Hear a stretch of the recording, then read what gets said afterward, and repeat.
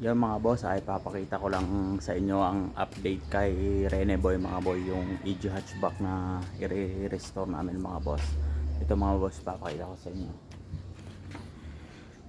Ayan, ito na mga boss, si Rene Boy EG hatchback yan mga boss.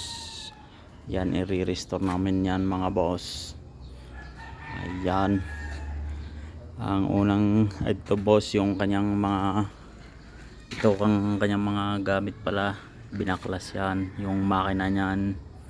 Ayan mga boss, alit ito. Yan, yung kanyang makina.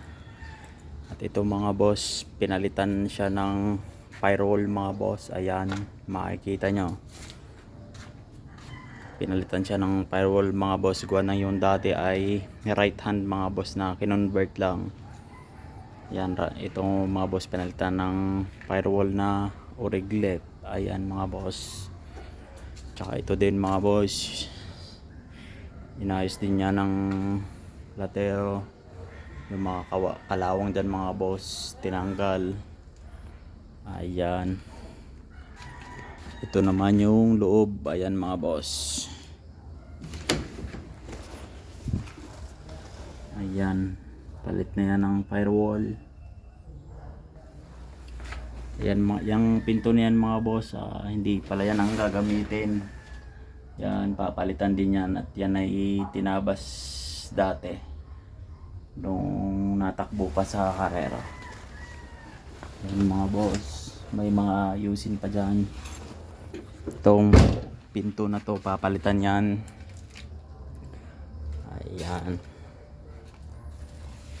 ang ikukulay nito mga boss ay kulay pula pa din. Ayan, si Rene Boy i-restore to mga boss buo. Ito ilalim yan mga boss, undercoat. Ayan ang update natin kay Rene Boy. Ayan, shout out sa may-ari nito, Boss Ivan Balmatero. Ayan na mga boss,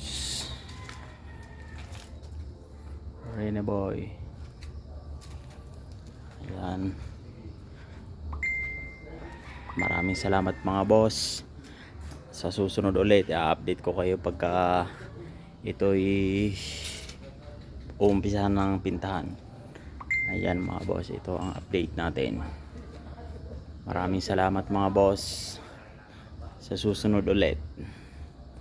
Ayan na si Rene Boy.